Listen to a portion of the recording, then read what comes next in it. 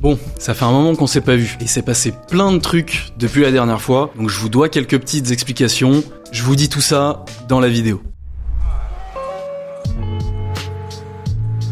Salut, si tu me connais pas, moi c'est Emric, je suis le CEO et cofondateur de KickAds, le partenaire stratégique des e-commerçants pour les ads et la créa. À travers cette mini-série, je te raconte mon parcours entrepreneurial et notre quête avec mon associé Julien pour faire grossir notre agence. L'objectif, c'est de présenter une vision un peu différente de ce qu'on voit habituellement de l'entrepreneuriat sur YouTube et de vous partager tous les coulisses de ce qui se passe dans notre agence. Et premièrement, je voulais vous parler de l'équilibre vie pro, vie perso. C'est forcément lié au fait que j'ai rien publié sur ces derniers mois sur YouTube et aussi sur LinkedIn, qui sont mes deux canaux d'acquisition principaux pour trouver des clients. Mes dernières vidéos sur la chaîne et mes derniers posts LinkedIn avant que je reprenne très récemment datent du mois de mai, donc ça fait un peu plus de 3 mois aujourd'hui puisqu'on est fin août quand j'enregistre cette vidéo. La première raison de cette absence, c'est une raison très personnelle puisque ma situation a pas mal changé ces derniers temps avec notamment un déménagement, ce qui fait que j'ai eu beaucoup moins de temps. Et ensuite, il y a aussi des raisons professionnelles, donc j'ai pris un petit peu de vacances cet été, pas beaucoup, j'ai pu prendre qu'une seule semaine, et on a eu beaucoup de nouvelles entrées de clients ces derniers mois, donc la charge de travail a pas mal augmenté. Ce qui fait que finalement, c'était juste trop de charge de travail avec le contenu, donc j'ai décidé de tout couper pour revenir plus tard, quand j'aurai un peu plus de temps et que je pourrai produire du contenu de qualité. Les seuls contenus qui ont continué de sortir, c'est les réels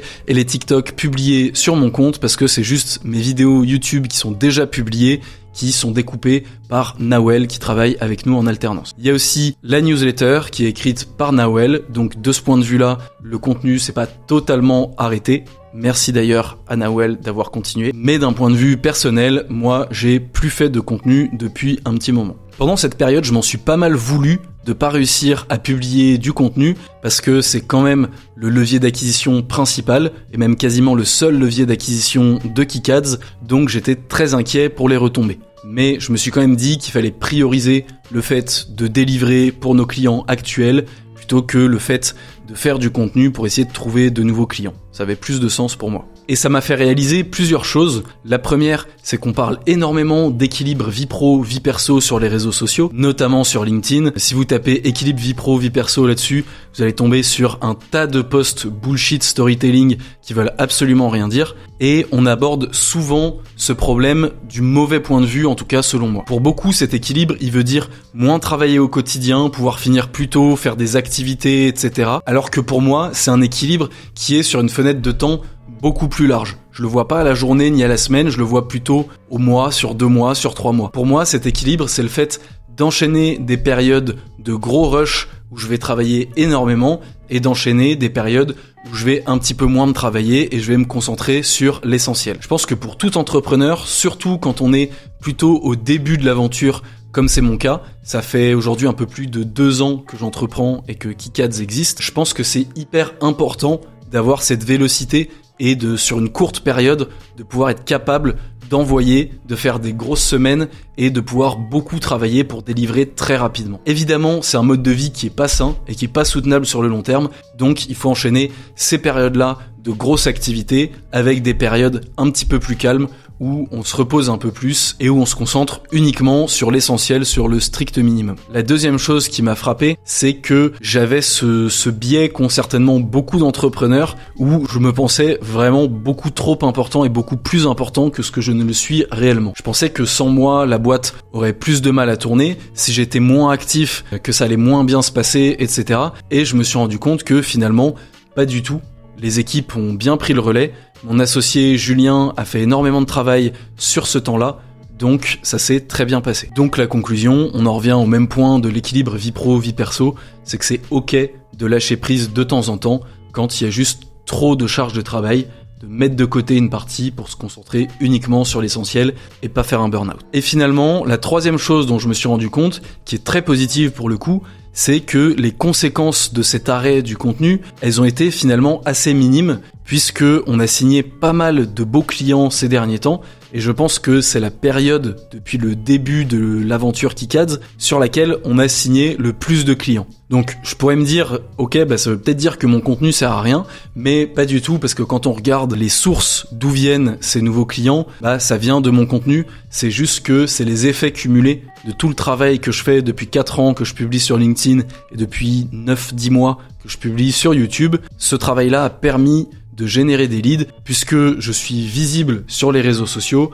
les personnes me voient, je rentre dans leur tête et elles me contactent quand elles sont prêtes. On en revient toujours à la même chose pour le contenu, ce qui compte c'est réellement les effets cumulés. Si vous démarrez le contenu et que vous n'avez pas de résultat sur 1 mois, 2 mois, 3 mois ou même 6 mois, ça veut pas forcément dire que ce que vous faites ne fonctionne pas, ça veut peut-être dire que tout simplement vous avez touché des personnes qui sont intéressées par ce que vous faites, mais que c'est pas encore le bon moment pour elles pour vous contacter. C'est vraiment un jeu de long terme, voire de très long terme.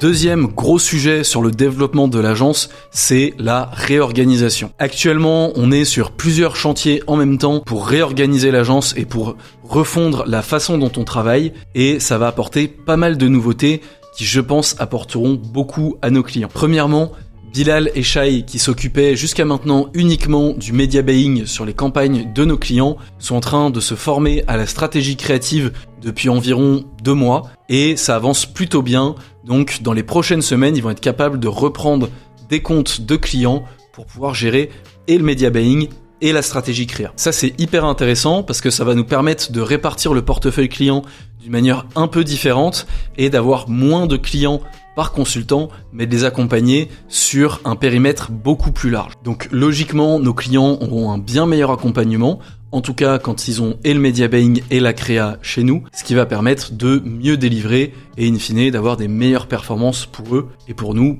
plus de récurrence et plus de LTV. De l'autre côté, c'est exactement la même chose puisque Chloé, qui actuellement est créative stratégiste et ne s'occupe pas du media buying, va commencer à se former au media buying normalement à partir de fin septembre voire début octobre pour pouvoir commencer à gérer des comptes en fin d'année voire début janvier.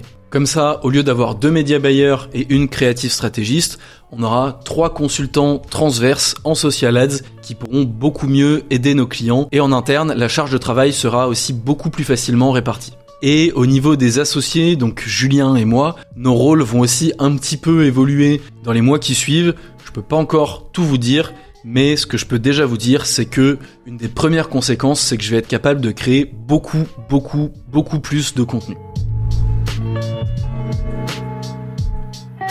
Un autre chantier sur lequel on est actuellement, c'est la refonte de nos offres. Donc sur la partie media buying, pour l'instant, il n'y a rien qui change, on reste sur la même offre à la même tarification. Par contre, sur la partie créa, depuis maintenant 1 mois, on a augmenté nos tarifs, on est passé pour notre offre phare de 2500 € par mois à 2800 € par mois, ce qui va nous permettre 2 choses. Premièrement, d'augmenter un petit peu notre marge parce qu'elle était un petit peu trop faible, on s'en est rendu compte dans les derniers mois. Et deuxième chose, ça va aussi nous permettre de faire des formats un peu plus ambitieux. Par exemple, des formats avec plusieurs créateurs, des formats où on va tourner directement en live nous-mêmes ou d'autres types de formats beaucoup plus divertissants. L'objectif, c'est vraiment de sortir un petit peu du cadre qu'on voit partout. Un créateur qui filme avec son téléphone, avec un produit, chez lui, avec un trépied, et finalement, tout le monde fait les mêmes vidéos. L'objectif, c'est vraiment de sortir de ce cadre-là, de se mettre aucune barrière sur les types de formats et de pouvoir créer quelque chose de beaucoup plus ambitieux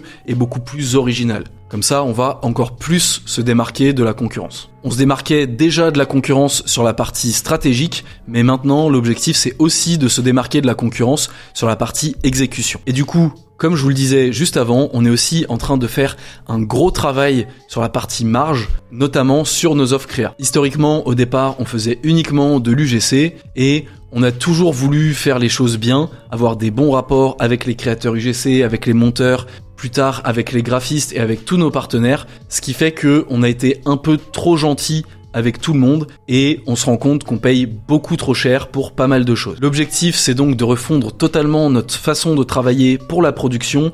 On a déjà pas mal de choses qui sont dans les tuyaux, mais rien qui est encore acté, donc je vous en dis plus dans le prochain épisode. Et maintenant, on attaque la partie résultats de l'agence. Comme je vous le disais, on a signé pas mal de nouveaux clients dernièrement et depuis fin juin, on a onboardé 10 nouveaux clients. 6 sur la partie créa uniquement, 3 sur la partie media buying uniquement et 1 sur les deux. On a encore un ou deux trucs très sympas dans le pipe, mais ça commence à s'épuiser, donc il va falloir mettre les bouchées doubles sur le contenu pour le re-remplir. Et ce qui est très cool, c'est que parmi les nouveaux clients qu'on a signés, il y a de très belles marques. On a notamment signé avec Detective Box, qui est passé dans Qui veut être mon associé il y a un moment, avec Weddings, qui vend des objets connectés, balances connectées, montres connectées, avec la marque Just Russell, qui est un des plus gros acteurs D2C de la pet food, avec Musc Intime, qui est une très belle DNVB française, avec le Centre Européen de Formation, avec qui on avait déjà signé par le passé sur du one-shot, mais cette fois-ci c'est sur un abonnement, et avec la marque Wizby Money, qui cartonne depuis plusieurs années sur les réseaux sociaux, en organique comme en paid. Ensuite, dans le dernier épisode, je vous disais qu'on avait pas mal de clients qui étaient en pause, qui avaient des soucis de trésorerie, etc., etc. Donc, on a un client qui était en pause, qui a relancé son abonnement sur le mois d'août. On en a un qui est encore en pause et qui devrait relancer normalement en octobre. Et par contre, on a un nouveau client qu'on a signé qui a déjà mis son abonnement en pause, pas parce qu'il n'était pas satisfait de la qualité du travail, mais il s'est rendu compte qu'il avait signé peut-être un peu trop tôt et qu'il avait aussi des soucis de trésorerie. Là-dessus, d'expérience, ça pue un petit peu, mais on va voir ce qui va se passer par la suite. On a aussi signé un upsell sur la partie créa sur un de nos clients historiques, pas pour produire plus de formats, mais pour produire des formats avec une qualité de production plus élevée. Au niveau du chiffre d'affaires sur le mois de juillet, on a atteint 34 235 €. C'est assez faible, donc on n'est pas satisfait de ce chiffre-là, mais c'était prévu et on a pas mal de collabs qui arrivent sur le mois de septembre et ensuite les spends de nos clients en media buying sont déjà en train d'augmenter, donc ça va aussi pas mal augmenter notre chiffre d'affaires sur le Q4. Plus on a, comme je vous disais, quelques reprises d'abonnements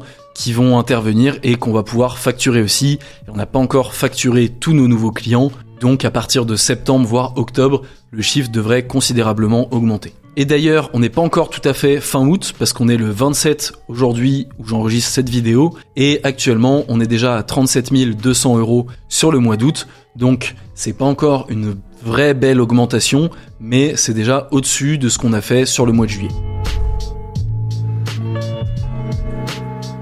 C'est tout pour moi pour cette vidéo. Si jamais ça t'a plu, je t'invite à me le dire en commentaire et à t'abonner pour pas rater les suivantes. Je partage chaque mois une nouvelle vidéo sur le développement de mon agence et ce que j'ai appris sur l'entrepreneuriat d'une manière générale. De mon côté, il me reste plus qu'à te souhaiter une bonne semaine et je te dis à la semaine prochaine pour une nouvelle vidéo. Salut!